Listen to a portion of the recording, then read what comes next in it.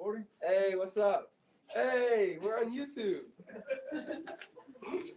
Hey, what's up? I'm Junior. Me. About to play West. You gonna win? Yeah. Nope. Not gonna win. Oh yeah. Oh, let me write it down. Oh my gosh. Running back.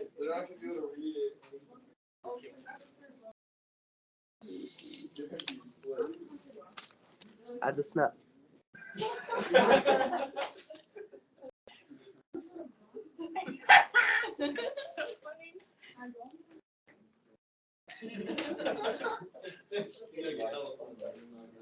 Okay. All right, so we Hillary on the Rhineland, yes? So he's pushing, see what he can get away with, correct? Okay. So now we look at the United States, okay? We're going to kind of see where the American people are, okay? So things are getting a little dicey in Europe. We know there's basically a war going on in China, right, with the Japanese. And so let's look at the United States. Now, most Americans don't want us to get involved in any type of conflict here, okay? So FDR warns that the whole world will be engulfed in war if we don't do something about this, if this aggression continues. Is he right? Yeah. What's he going to do? Oh, he calls for a quarantine of aggressor nations. Now, you and I know more about what quarantine means more than ever right now, don't we? Yeah. So that means you isolate a nation, yes? You don't allow those countries to trade and do business with other nations. Are we going to do that? No, we're not going to do that because we don't want to get involved in a conflict. Why in the world is Roosevelt talking about this? You know why? He's a politician, okay?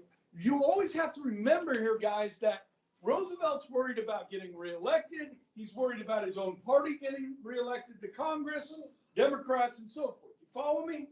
So these are words. They don't really have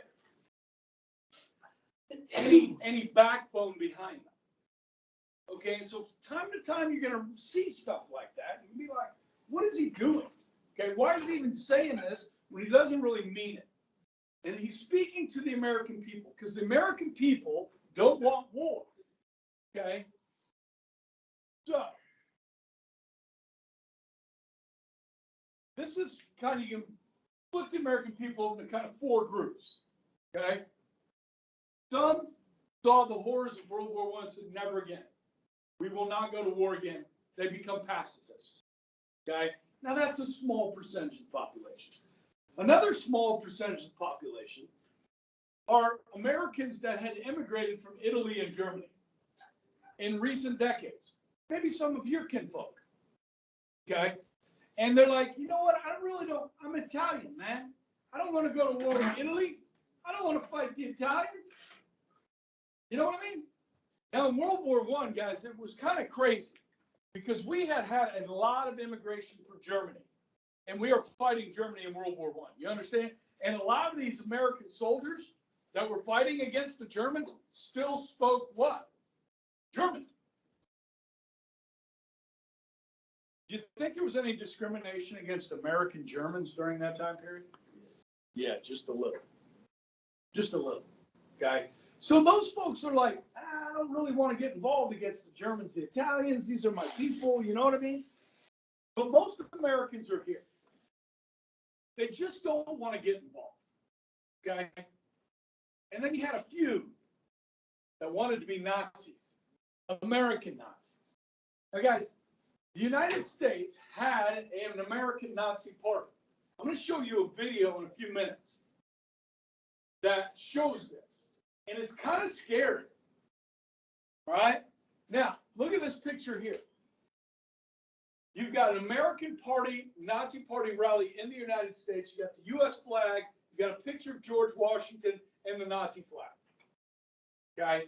In Madison Square Garden in 1939, in New York City, there's going to be a Nazi party rally with over 20,000 people there that support the Nazi cause. Now, I'm going to teach you something here.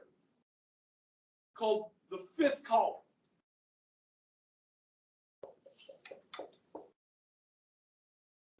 This is something the Romans used. You guys remember the Roman Empire, yes? Did they like to expand? Yeah. So they would invade other countries, but or other territories. And before they would do so, they would send in the fifth column. These would be people that would go in and build support for the Romans in those other countries. Follow me? The other thing they would do is stir up trouble in those other countries. If they stirred up trouble, they could destabilize that country and make the government look weak. And a destabilized government is much easier to take over than a stable government. Follow me? So guys, I'm going to tell you this, and this is true. Every single country that Hitler invaded and went to war with had a Nazi party in it. London, England, they had a Nazi party. Paris, France, there was a Nazi party. Belgium, there was a Nazi party. The Netherlands, okay? Every country had a Nazi party, including the United States. All right? Now, were they major parties? No. But they did help build up support for the Nazis before they came in and after they came in. Okay? So, this group here is called the America First Organization. You guys remember Charles Lindbergh? Flew from New York to Paris. International hero. Again, this is more like 1939, where they were opposed to helping our friends. Now, guys, I fly this flag in the classroom, the Union Jack. Great Britain today is our closest ally and really has been our closest ally for nearly 200 years. The last time we fought against the British was the War of 1812. Really, ever since then, Britain has been by our side, and we have been by their side. When we went to Iraq in 2003, the Germans didn't send troops, the French didn't send troops, but the British sent troops. You know who else sent troops? Japan sent troops, because Japan's our friend now, and very close ally. You know who else sent troops? South Korea sent troops, because they're our very good close friend and ally. Okay? So, talk about this, because in 1939 and 1940, when the very existence of France and Britain are threatened, this America First Committee tried to get our government not to help our friends, to stay out of this war. That's your neutrality. Do not take sides. Okay? Now, some of this had a sense of pulling for the Germans, especially with Lindbergh. Roosevelt is a warmonger. Nothing can crush Hitler but a negotiated peace. Hitler don't want to fight us. We have nothing to fight with. It's a defeatist attitude. Like, we can't defeat these people. This is Britain's war. This isn't our war. Okay?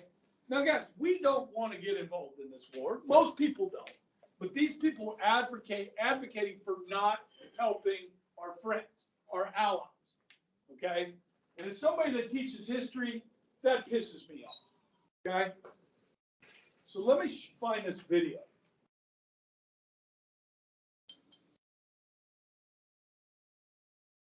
Oh, come on.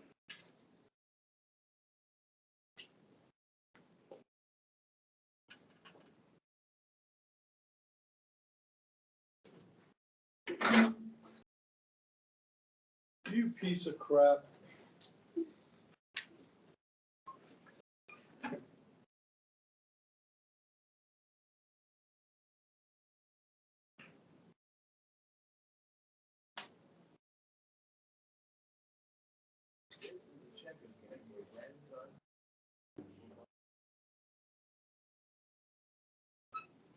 Watch this video, guys. It's a little bit creepy.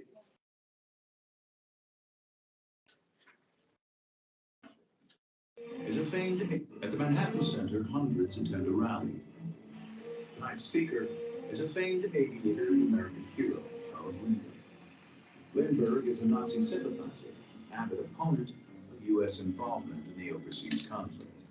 France has now been defeated, and despite the propaganda and confusion of recent months, it is now obvious that England is losing the war. I believe The call is to abandon America's friend and ally. I have been forced to the conclusion that we cannot win this war for England, regardless of how much assistance we send. That is why the America First Committee has been formed. Lindbergh and the National America First Committee rail against any involvement in the war. Hundreds of thousands of citizens agreed. Since the war began in 1939, Americans have seen and heard about the devastation in Europe. Adolf Hitler's all-out attack on Poland makes the long-dreaded European war certain. But many are convinced that stopping Adolf Hitler is not worth the sacrifice of American lives. This time America should keep out, and I know I will. I'm mighty proud to hear European affairs. I think we should stay out of it entirely. And all our efforts should be made to keep out of the fight, but Europe fight their own battles. They mean nothing to us. Some Americans publicly admire the Nazis and envision a fascist America. In February 1939, some 20,000 American Nazis rally in Madison Square Garden.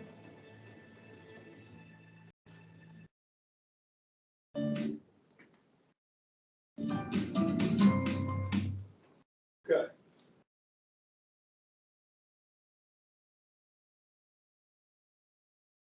So that just kind of, sorry. It shows you where the American people are, okay, as we move forward. Now, one of the things that is kind of frightening for people is the Philippines. Now, I don't know if you guys remember the Spanish-American War, 1898, 1899, was fought in Cuba and the Philippines. And we freed the Cubans and we freed the Filipinos of the Spanish, got rid of the Spanish.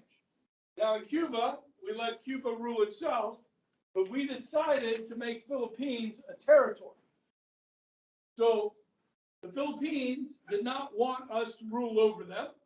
So there was an insurrection.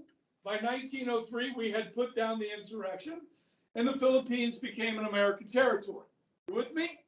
And now, like Guam, like Puerto Rico, like the American Virgin Islands and the American Samoa, these are all American territories. Yes? Like Hawaii was before it became a state. The Philippines now has tens of thousands of American civilians living there, and we have naval bases there as well. Yes? So you have tens of thousands of Americans in the Philippines. And we are concerned, as the Japanese continue their southward expansion, that they will attack the Philippines, and Americans will die in that attack, and we will be drawn into a war. Yes? So Congress passes the Tydings-McDuffie Act, telling the Japanese, telling the world, telling the Philippines, that we are going to be leaving the Philippines in 12 years. 1946. What message are we sending right here? What are we trying to tell the Japanese? That we're going to leave. We're not going to defend them. We're going to leave. But you need to what? Wait until we leave. Okay? Which could be construed as a form of what? Weakness for sure. Alliance? Appeasement. You got to watch the lecture from yesterday. Okay? Talk about appeasement, giving up your principles in order to avoid conflict. Okay. Now, guys, we are actually going to keep true to this promise. We will give the Philippines their independence in 1946. World War II will be over by then. Okay. In fact, we're going to give them their independence. Get this. There's no irony here. On July 4th, 1946. Okay. Now, if you ask a Filipino person, do they celebrate July 4th as Independence Day? They don't.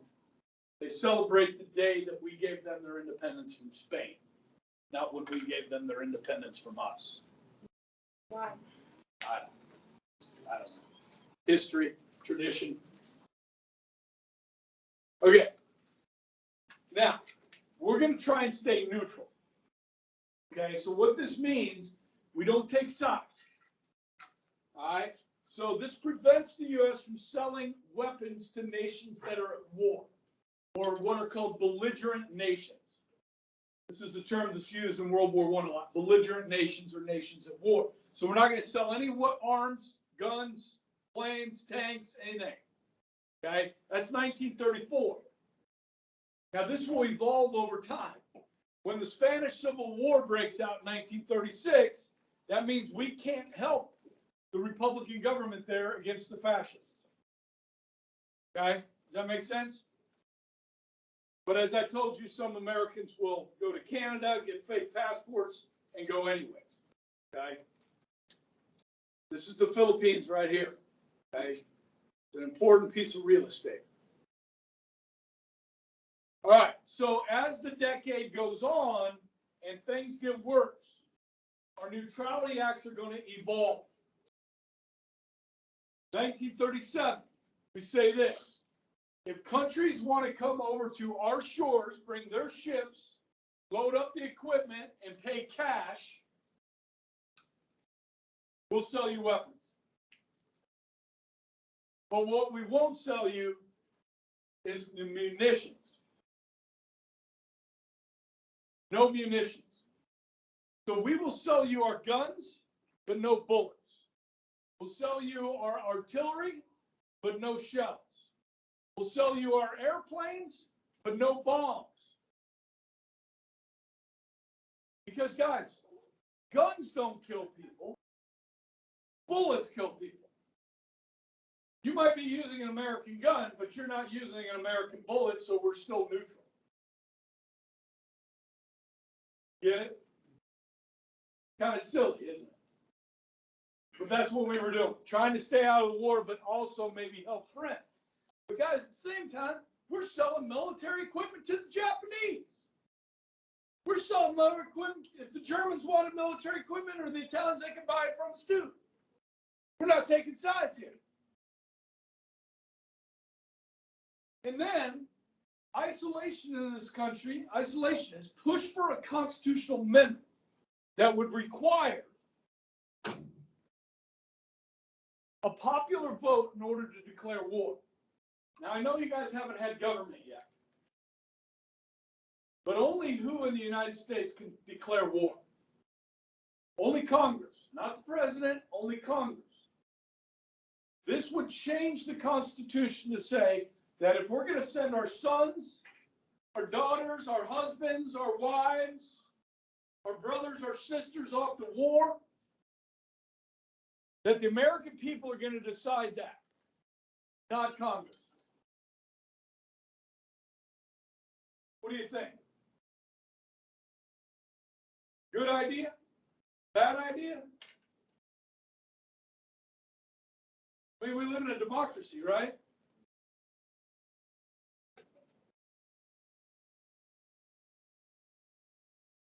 Right? You don't know.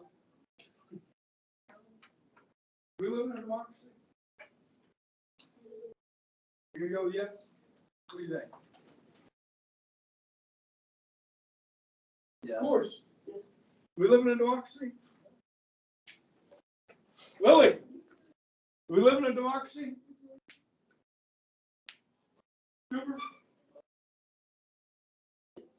Cooper says no. Is that the same thing as democracy? Yes. Democracy stands for democracy. No! We do not live in a democracy. Are you guys going to be able to vote on that $3.5 trillion human infrastructure bill? You're not able to vote on that. We don't live in a democracy. You get to vote for tax cuts or tax increases? No, you don't. We elect people to do that for us. We live in a freaking republic, people. Wake up. You don't have that kind of power. Why would we give you that kind of power? What do you freaking know? What do most people in this country know? They know what the Kardashians are doing.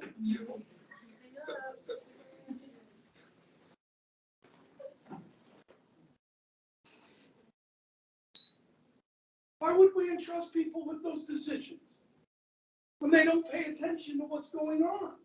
If I were to give you a blank map right now, could you pick out the Ukraine? No, most people would not. Do you know what's going on in the Ukraine right now as we speak? Russia's meddling. Okay? Now, some of us pay attention. Some of us don't. Personally, I don't want that responsibility to decide whether we go to war or not.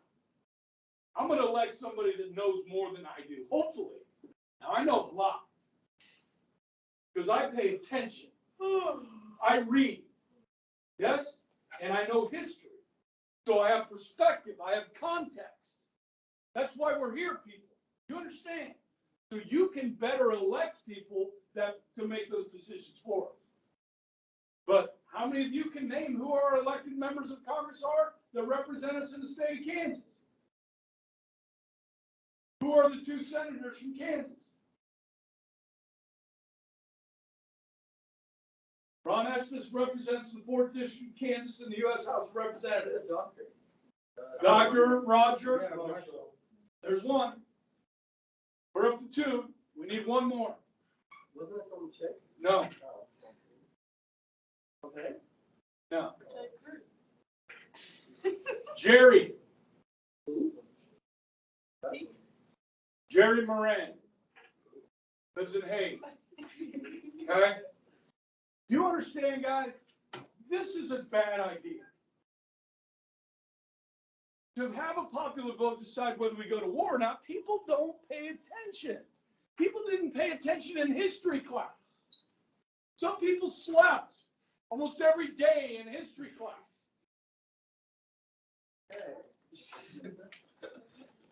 Why would we let you decide that? Guys, but this is how isolationist we were. 75% of the American people favored this amendment. Okay? Now I had you all, believing we lived in a democracy here a second ago. Please, I don't know who you have for government, but we don't live in a democracy, guys. Who's the only person with the right answer? Cooper. And Now, listen, we do have democratic values. Okay? For sure. We get to elect people to represent us. The electing people is democratic. Yes, for sure. Yes? But the representatives is the Republican part of it. Okay? Okay. Now, Roosevelt, he's like, no, this is a bad idea. Congress is like, no, this is a bad idea. But if anything shows you guys, like that video I just showed you, how people did not want to go to war. We were going to be drug kicking and screaming into this thing. Okay? Now, get this one. Roosevelt makes a bold statement. Let's propose a world conference to bring world leaders together to reduce our arms. If we get rid of our weapons, then we'll be less likely to go to war. Okay. Yeah. Okay. So you're the premier of France right now, okay? Or you're the prime minister of Britain right now. And you got this nut job down there in Europe named Hitler and this thug down there in Italy named Mussolini talking about a new Roman Empire and the other one talking about a Third Reich. And Roosevelt wants Britain and France to get rid of their weapons. What, they want them to commit suicide? What is Roosevelt doing? Well, look where the American people are. He's a politician. You understand? He's trying to get votes.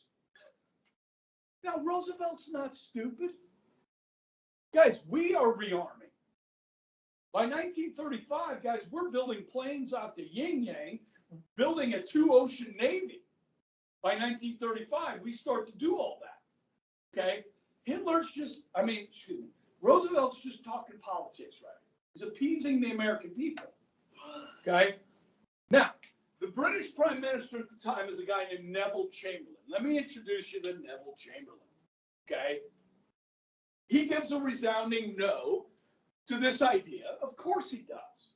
British aren't stupid. They know this Hitler guy could be a problem for them. Okay? Now, I'm going to give some credit here to Chamberlain for saying no here. This will be the only time I give this man any credit. Okay?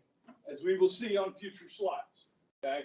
So these are keep us out of the war, be neutral, no convoys. That means sending supplies, ships over to help our European friends. And then you've got this America First Committee with Lindbergh saying, you know what? Screw the British, screw the French. We're not getting involved. Okay? All right, moving forward. Here we go. It's on, brothers and sisters. Okay? Hitler on the march. Done. 35 today. Just take your freaking nap and be on with it. Okay? Hey, I'm awake. I don't care. What? What do you mean? Dude, I didn't come here to babysit. This is your life, not mine. Now, guys, Hitler's going to invade some countries. Okay? But he needs an excuse. He needs justification for it. Okay? There are German people of German ancestry living in each of these 3 countries. Where's Hitler from? Yeah. So he wants to bring these people, unite the German blood, bring them into the fatherland. And he uses this as an excuse, as justification for how he goes about it. Okay? Now, guys, remember the 5th column. Okay? I'm going to talk about a movie that I hope some of you have seen. It's quite famous. It's called The Sound of Music. Seen it? Lily? Yeah? Yeah? Anybody else? Sound of Music? It's got Mary Poppins in it. Julia Andrews. They sing. They're in the Swiss Alps or in the Austrian Alps. Wonderful. Okay. Name one of the songs. Let's sing one of the songs, Lily. A deer, a female deer.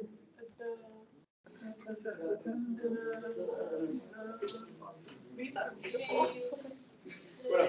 Edelweiss. Oh, myself. Edelweiss. Edelweiss. Is that a song called like Sound of Music? Yeah. Yeah. Yeah. Oh, yeah. The hills are alive with the sound of music. Is it also another one like Maria?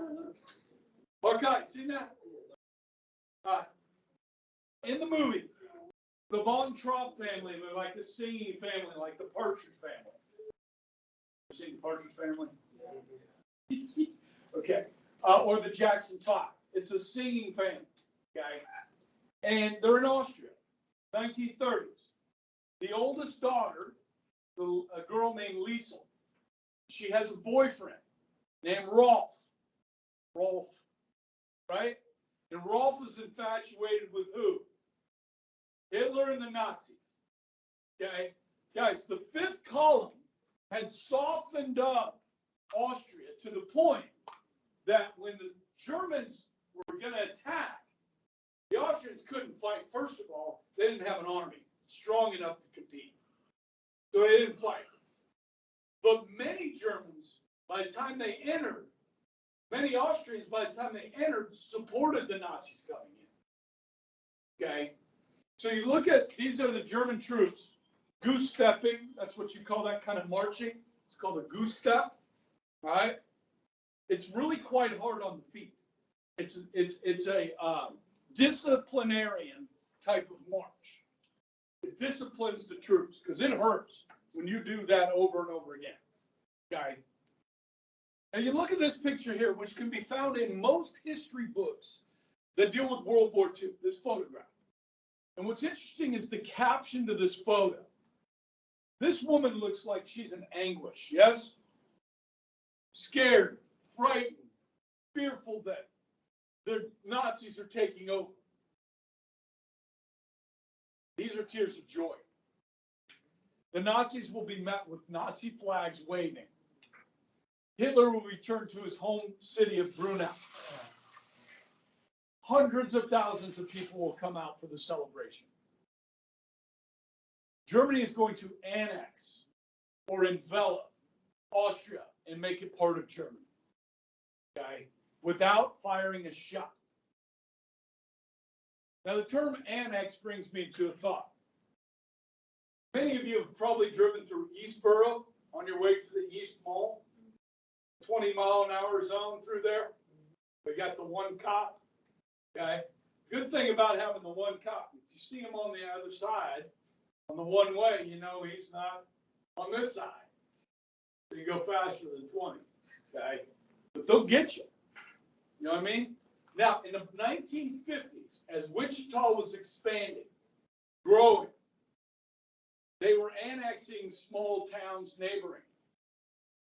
And the mayor of Eastboro and the mayor of Wichita did not like each other. The mayor of Eastboro said, "You're not annexing us. We're not becoming part of Wichita."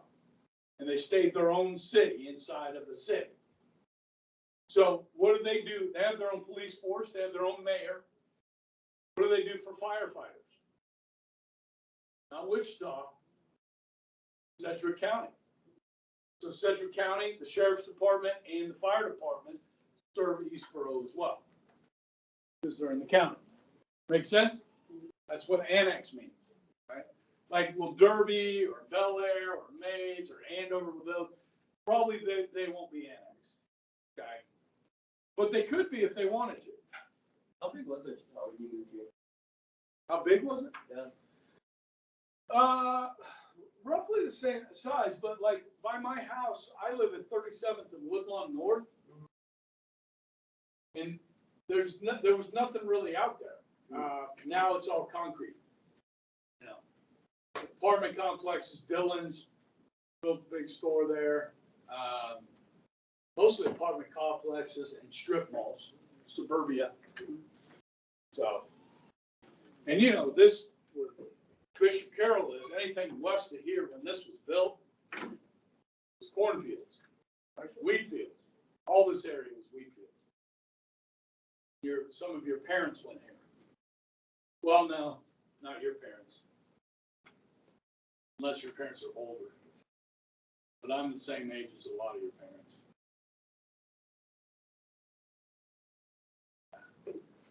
I've heard some stories from some of the old guard around here, like the Dooling clan. You guys know the Doolings, the brothers, the dads. Yeah, I think they were quite the mess. They kind of ruined it for you guys. You still get away with a lot more around here. I didn't know you lived so far away. Yeah, I'm a Northeast guy.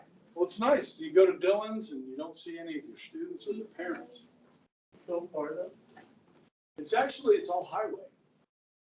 So I mean, like, I just hop right on K96 and then I'm there. K96, 235, get off on Central, I'm here. 13 miles. Takes me 15 minutes to get to work. It's just freaking crazy. It's crazy. Most big cities in this country, you live 13 miles away, it's going to take you at least 30, 45 minutes. Traffic. 15 minutes. 13 miles. Every morning. That's even with construction. And I haul ass. What? What time do you leave your house? Well, I usually try and be here by 7, so 6:40, 6:45. When do you wake up? Huh? What time do you wake up? This morning, 6:05. So it depends whether it's a shave day or not. I have to shave like at this morning, 6:05. I had a department meeting this morning too, so. Do you get up when your first alarm goes off? Yes, I am not a snoozer. My wife drives me crazy. Now, I'm up before my wife, except in the summer when I don't have to get up. She snoozes like 3 times. I'm like, honey, I'm trying to sleep. She doesn't care. 24 years of that crap. Savage. You remember the Sudetenland? We go back to this map. Lily doesn't. She wasn't here yesterday. I usually watch it. Where's that map? I just Okay, back to this map, guy. 1936, the Rhineland, yes? 1938, Austria. Now he wants this area called the Sudetenland, yes? Now, guys, Czechoslovakia is the only democracy in Eastern Europe. So Czechoslovakia is hoping for help from the other democracies. And no, they're not true democracies, they're republics. Okay? You with me? Yeah. There are no true democracies in the world. None. Okay? And if you did have one, it would be a disaster. Are the British and the French going to help them? Oh, yes, they are, just not in the way they want them to. Now, remember me talking about Russia and how anytime anything happens in southeastern Europe, raises the ire of Russia because they need a warm water ports down here? Maybe Russia will help Czechoslovakia. They won't either. Okay? So the fear is that Hitler is going to invade Czechoslovakia, and I'm running out of time. So I'll explain how he's able to get Czechoslovakia again without having to fire a shot. That will wait till Monday. Good? And then we will start the war on Monday.